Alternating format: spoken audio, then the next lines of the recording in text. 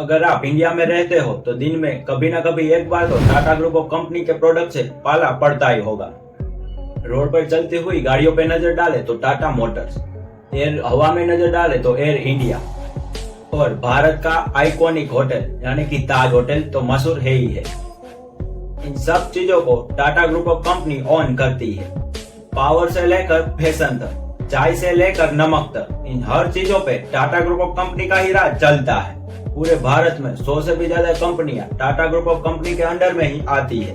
अब आपको लगता होगा कि ये सारी की सारी सक्सेस रतन जी के हिम्मत और हुनर की वजह से हुआ है। उनका कंट्रीब्यूशन जरूर है, लेकिन ये आज जो एम्पायर हम सब देख रहे हैं उसकी कामयाबी की कड़ियां करीबन 150 साल जाकर मिलती है। आज की इस वीडियो में हम जानेंगे और इस किताब को खोलेंगे कि एक विजनरी ने कैसे अपने सपने को सच कर दिखाया और कैसे बनाया टाटा ग्रुप को एक global power house. Tata group के प्रोडक्ट्स 150 से भी ज्यादा देशों में एक्सपोर्ट होते हैं, जबकि 100 से भी ज्यादा देशों में टाटा ग्रुप अपने ऑपरेशन खुद ही मैनेज करते हैं। गाड़ियां हो या ज्वेलरीज, चाय हो या नमक या फिर हो एयरलाइन, सब जगह टाटा ग्रुप ऑफ कंपनी ने अपने पैर जमाए रखे हैं। कामयाबी के इस सफर को सर रतन टाटा जी के दादाजी नहीं बल्कि परदादा जमशेदजी टाटा ने किया था। वो भी आज से 156 साल पहले सिर्फ 21,000 रुपयों से शुरुआत की थी। जमशेद जी अपने पापा के साथ कॉटन की ट्रेडिंग का काम करते थे। 1868 में जब वो 29 साल के थे तब उन्होंने अपने खुद की कॉटन कंपनी की बुनियाद रखी थी। जो कॉटन वो बेचते थे वो ज्यादातर एक्सपोर्ट ही होती थी और उसमें से कुछ कंपनी टेक्सटाइल्स जो उसको प्रोसेस करके कपड़ों के रूप में बेचा करते थे। तब जमशेद जी को यह आइडिया आया कि कॉटन की कंपनी के साथ साथ एक टेक्सटाइल मिल का भी आगमन किया जाए। तो उन्होंने नागपुर में एक कॉटन मिल की शुरुआत कर दी, लेकिन उनको एक प्रॉब्लम पड़ी जा रही थी कि इस एरिया में इससे पहले कोई भी कॉटन मिल कंपनी नहीं थी और वहाँ के मजदूरों को इस काम के लिए ज्यादा ट्रेंड नहीं किया गया और इसी वजह से वहाँ के लोगों के ऊपर एक बहुत ही ज्यादा काम था। जमशेद जी ने देखा कि मजदूर ज्यादा काम पे ध्यान नहीं दे रहे और बात बात पे छुट्टियां भी लगा रहे थे और कभी कभी तो कंपनी में 20% से भी ज्यादा वर्कर छुट्टी रखा करते हैं और यही बात जमशेद जी को बहुत ही ज्यादा परेशान किया करती थी। लेकिन उन्होंने इस प्रॉब्लम के सॉल्यूशन के लिए आज से 150 साल पहले एक ऐसा तरीका आजमाया जो आज के मॉडर्न जमाने में करना काफी मुश्किल लगता है। उन्होंने वर्कर्स को डांटने या सैलरी काटने की जगह उन्होंने वर्कर्स को एक ऐसी फैसिलिटी प्रोवाइड की।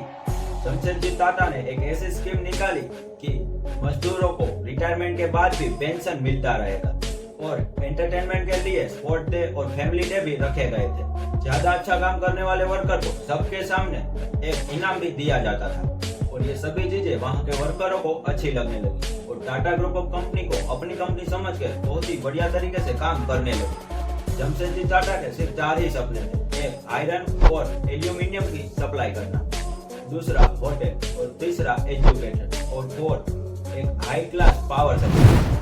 पर होटल ही एक ऐसा सपना था जो वो पूरा होते हुए देख पाए। उस दौर में ब्रिटिशर्स पूरे इंडिया में रेलवे लाइन लगा रहे थे जिसको लगने वाला लोहा ब्रिटेन से लाखों हजारों टन के रूप में आया करता था। जमशेद जी का सपना था कि वो आयरन को इंडिया में ही मैन्युफैक्चर करे। इसके चलते उन्होंने पूरे इंडिया में आयरन रिजर्व को ढूंढना शुरू किया। 17 साल तक एक खोज जारी रही और फिर बेंगलोर में आयरन रिजर्व्स मिल गए। 1899 में स्टील मैन्युफैक्चर की कंपनी शुरू कर, लेकिन बदकिस्मती से ये सपना उनका अधूरा ही रह गया। 1904 में उनकी डेथ हो गई और फिर उनके अधूरे सपने को पूरा करने के लिए उनके बेटे दोराबजी टाटा को मैदान में उतरना पड़ा। इसी मिशन को आगे बढ़ाते हुए दोराबजी ने 1907 में स्टील मैन्युफैक्चरिंग कंपनी को स्टेबलाइज कर दिया गया, जिसे आज हम टाटा स्टील के नाम से जानते हैं। उसके बाद एक ऐसा दिन आया कि उनकी लाइफ को पूरा फुल स्टॉप लग गया। 1932 में दोराबजी टाटा की डेथ हो गई, लेकिन इन 28 सालों में उन्होंने स्टील, पावर और कई सारी ऐसी चीजों से टाटा ग्रुप ऑफ कंपनी को पावरफुल कर दिया था।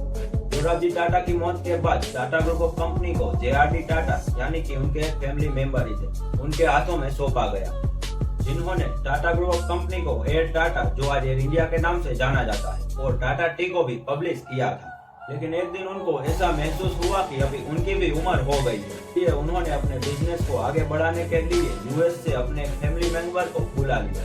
ये फैमिली मेंबर और कोई नहीं बल्कि सर रतन टाटा थे। शुरुआत में तो सर रतन टाटा को सिर्फ स्टील कंपनी की जिम्मेदारी दी गई थी।